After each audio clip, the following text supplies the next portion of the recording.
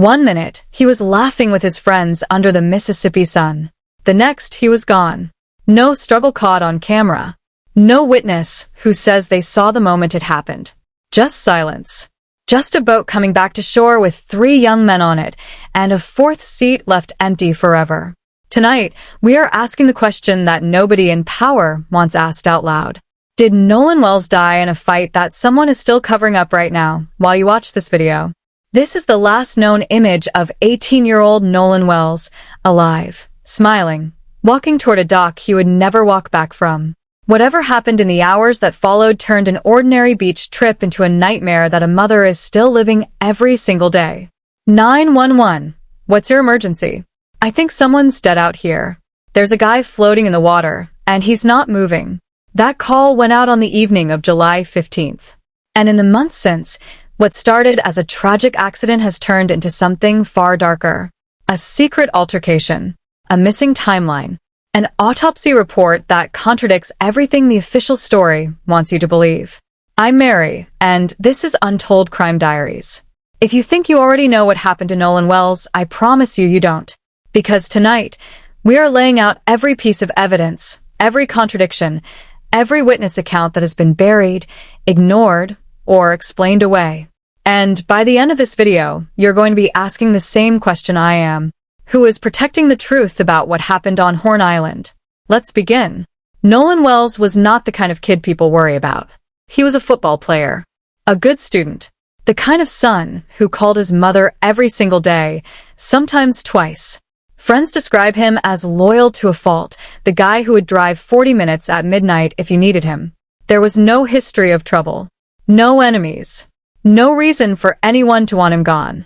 So when he climbed onto a boat on the morning of July 15th with 3 of his closest friends, headed for a quiet, uninhabited barrier island off the Mississippi coast, nobody thought twice about it. It was supposed to be a normal day.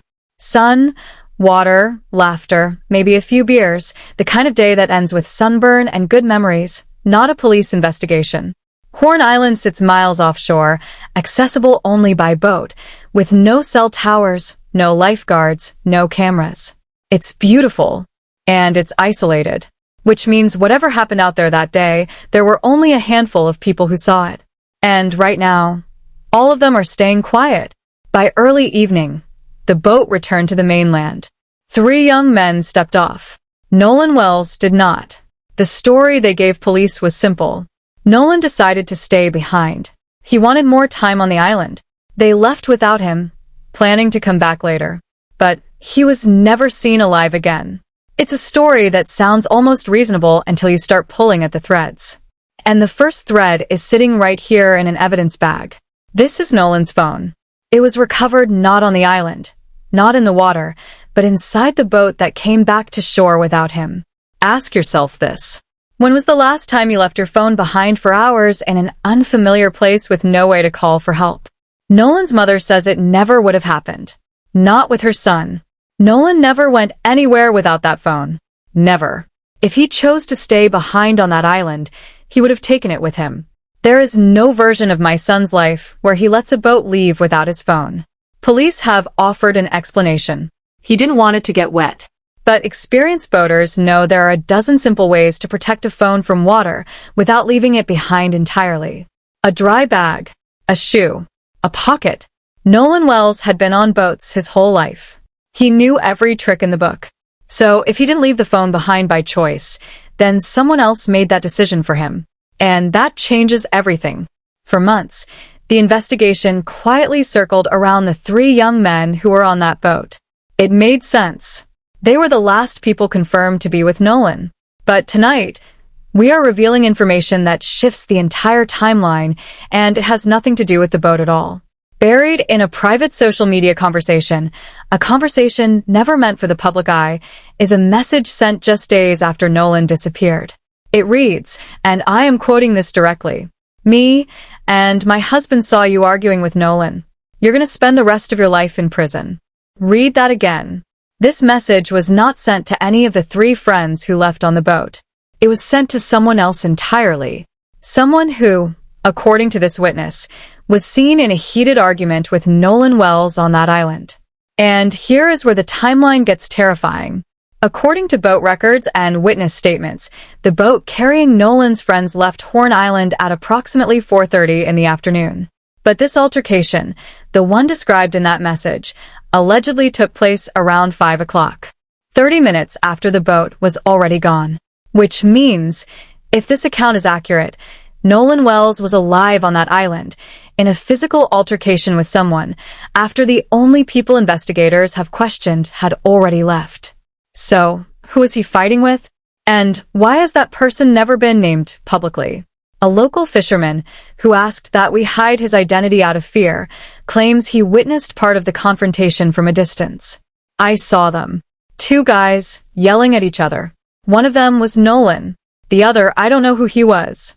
But it got physical. Real physical, like somebody was about to throw hands. Did you report this to the police? Nah. Honestly, I figured it was just some dumb kid stuff. Teenagers messing around. People argue on the beach all the time. I didn't think nothing of it until I heard he died. This witness never came forward. This message was never made public until now.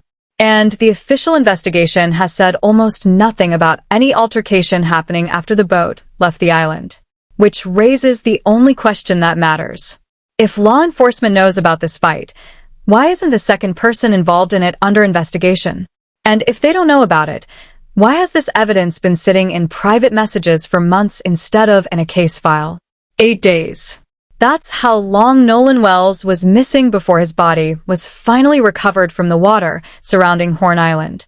8 days of decomposition in warm Gulf Coast waters, conditions that make any autopsy incredibly difficult. The first autopsy, conducted by the state medical examiner, ruled his death an accidental drowning. Case closed, as far as officials were concerned. A tragic accident. A young man who got too far from shore, or panicked in open water, or simply made a mistake that cost him his life. But Nolan's family refused to accept that explanation. They commissioned a second, independent autopsy. And what that second examination found is something the public has barely heard about. This is the second autopsy report, and it does not match the story we've all been told. According to the forensic pathologist who conducted this second, more extensive examination, there was a distinct area of deep discoloration and tissue damage at the back of Nolan's skull, in the occipital region. This is not the kind of injury typically associated with simply drowning. This is the kind of injury consistent with blunt force trauma, being struck, or striking something with significant force from behind. So you're telling me this injury suggests he may have been hit? It's absolutely possible. Given the level of decomposition, we can't say with complete certainty what caused it. But what I can tell you is that this finding does not fit neatly into a simple accidental drowning narrative. This deserves further investigation. If Nolan Wells was struck before he ever entered the water, then the story of an accidental drowning falls apart entirely. Because you don't accidentally develop blunt force trauma to the back of your skull while swimming alone. We took this finding directly to investigators. Detective, the family's independent autopsy shows signs consistent with a possible assault. Why is this case still being treated as an accidental death rather than a homicide investigation? We are aware of the family's findings. We're continuing to follow all available evidence. That's all I'm able to share at this time. That's all he was able to share. Meanwhile, a young man is dead. An independent medical expert has flagged trauma inconsistent with drowning, and a witness has described a physical altercation happening after the only suspects police have spoken to are already gone. Someone out there knows exactly what happened in those final hours. And right now, they are choosing silence over the truth. Let's lay every piece of this puzzle on the table together, because when you see it all at once, the picture becomes impossible to ignore. 1. Nolan Wells' phone, an item he never went anywhere without, was left behind on a boat that returned to shore without him. 2. Multiple witness accounts describe a physical altercation on Horn Island occurring roughly 30 minutes after the only boat known to carry Nolan's friends had already departed. 3. An independent, family-commissioned autopsy identified trauma to the back of Nolan's skull consistent with blunt force impact, a finding the original autopsy did not adequately address. 4.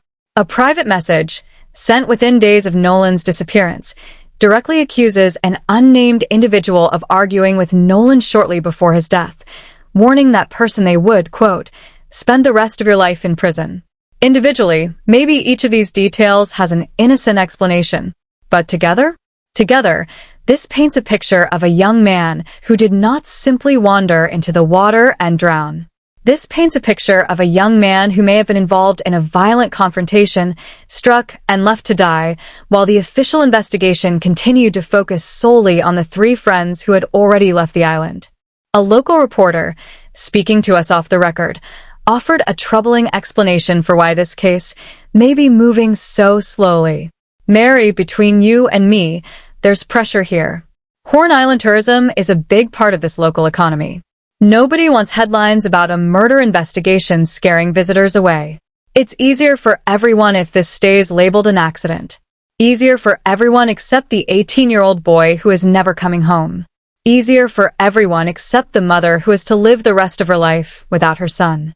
My son did not just drown. Someone hurt him out there, and somebody knows exactly who did it. I am not going to stop until the person responsible is sitting behind bars. That is not the voice of a grieving mother looking for someone to blame. That is the voice of a mother who has read the evidence, who has spoken to the witnesses, who has held her son's autopsy report in her own hands. And she is telling you directly that this was not an accident. So, who was Nolan Wells arguing with in those final minutes on Horn Island?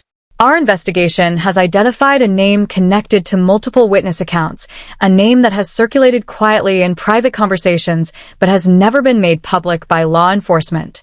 We reached out directly. This is Mary from Untold Crime Diaries.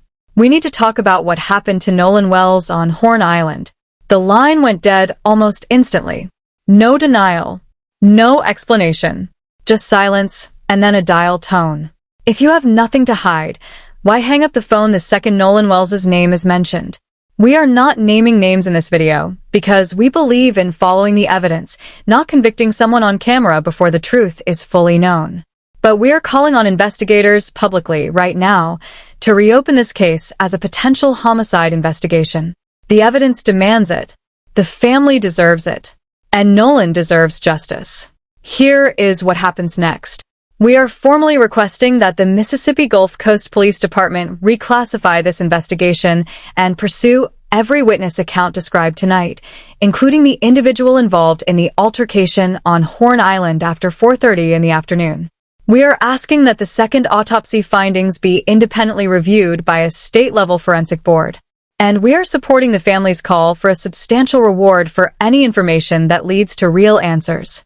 If you were on Horn Island on July 15th, if you saw an argument, a struggle, anything unusual near that shoreline in the hour after that boat departed, if you have information about who Nolan Wells may have encountered that day, please come forward.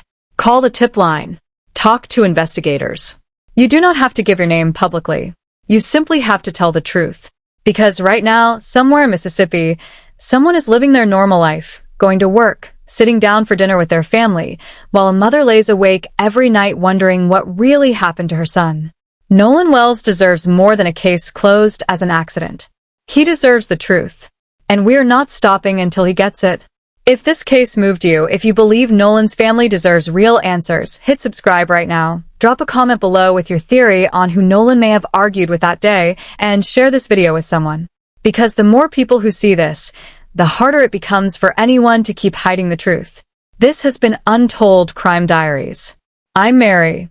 And next time, we go even deeper, with new evidence that could finally reveal exactly what happened on Horn Island that day. You will not want to miss it.